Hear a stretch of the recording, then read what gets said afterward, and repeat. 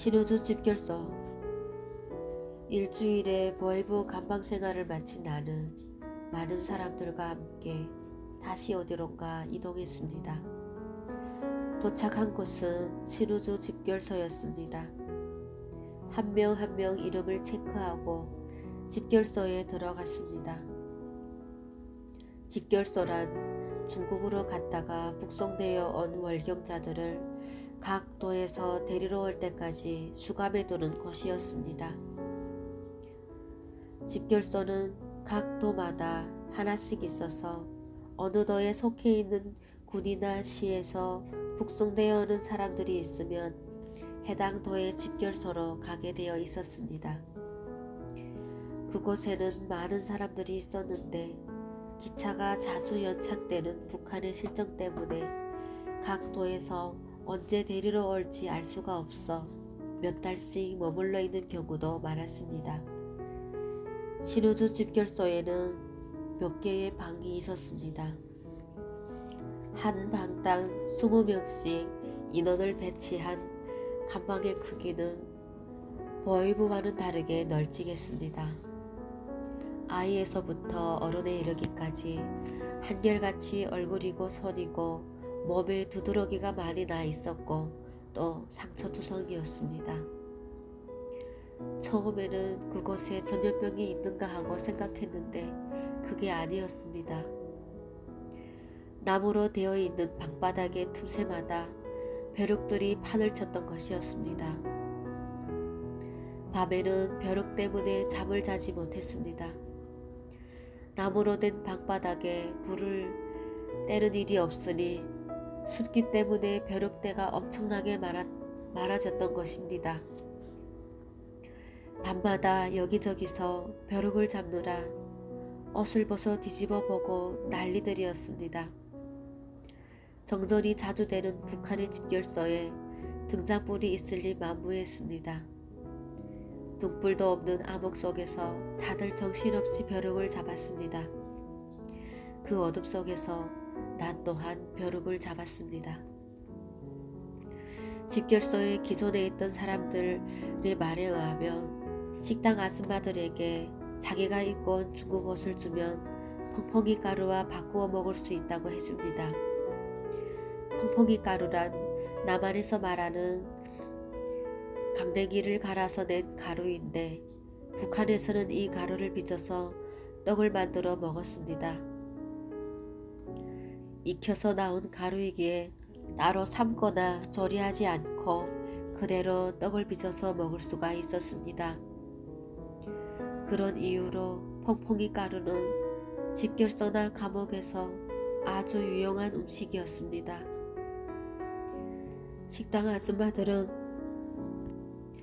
죄수가 아닌 일반 주민들이었는데 그들에게 중국에서 입고 온 좋은 옷들을 주고 펑펑이 가루로 바꿔달라고 하면 즉시 바꾸어 주었습니다.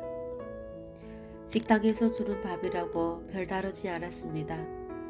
형편없기는 마찬가지였지만 그나마 버이브 깜방에서 주는 밥보다는 나아서 집결소 사람들 거의 전부가 자기 옷을 음식과 바꾸어 먹었습니다. 집결소 내부의 일은 안전원들이 거의 주도하는 것 같았습니다. 공장이나 건설장과 계약을 하고는 수감원들에게 일을 시키고 받는 대가로 안전원들의 배급이나 집결소의 식량을 자체 해결했습니다. 국가에서 주는 식량이 따로 없어 우리가 일을 해야만 식량을 해결할 수 있었습니다. 일은 너무 힘들었습니다. 힘든 만큼 비례해서의 밥의 양도 많아야 하건만 그 힘든 일을 하기엔 너무도 부족한 양이 주어졌습니다. 하지만 힘들어도 일은 해야만 했고 만약 조금이라도 힘들다고 투정하면 하루 종일 매를 맞았습니다. 애들이라고 봐주는 법도 없어서 애들도 우리와 마찬가지로 일하는 현장에 나가야 했습니다. 중국에서 나는 청바지를 입고 왔었습니다.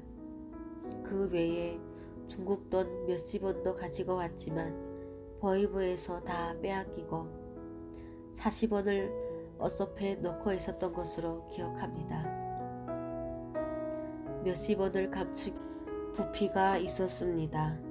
그래서 내 또래인 애들에게 나누어 주면서 좀 건사해 달라고 잠시 맡겼었는데 집결소에 와서 돌려달라고 했더니 자기네가 건사해 주었으니 돈을 돌려줄 수 없다고 하지 뭡니까. 그러게 해서 돈은 쥐어보지도 못하고 입고 있던 바지마저 집결소 안전원에게 매를 맞고 빼앗기고 말았습니다. 북한에서는 청바지를 못 입게 되어 있는 데다 여자라면 의뢰의 치마를 입어야 했습니다.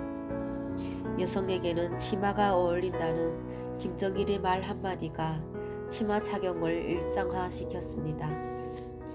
여성의 바지 차림은 아마도 안전원들에게 자본주의 황색바람의 상징으로 비춰졌던 모양입니다. 때문에 내가 입은 청바지는 안전원들의 눈에 든 가시였습니다. 하는 수 없이 일주일 동안에 내 점심밥을 주기로 하고 그 대가로 한심한 바지 하나를 얻었는데 너무 커서 자꾸 흘러내려 자주 발에 걸렸습니다. 가뜩이나 밥을 적게 먹어 현기증이 날 지경인데 점심마저 일주일씩이나 걸으니 견디기가 너무 힘들었습니다. 눈앞이 캄캄할 때도 있었고 노랗게 보이기도 하고 또 어느 때는 눈과 귀가 보이지도 들리지도 않았습니다. 그때 나는 그나마 괜찮은 중국 옷을 입고 왔었기 때문에 내 옷에 눈독을 들여 옷을 달라고 하는 이가 많았습니다. 나는 시계도 몸에 지니고 있었지만 함경북도에서 나를 데리러 오면 그때 주겠다고 하며 안전원들이 해수해 갔습니다.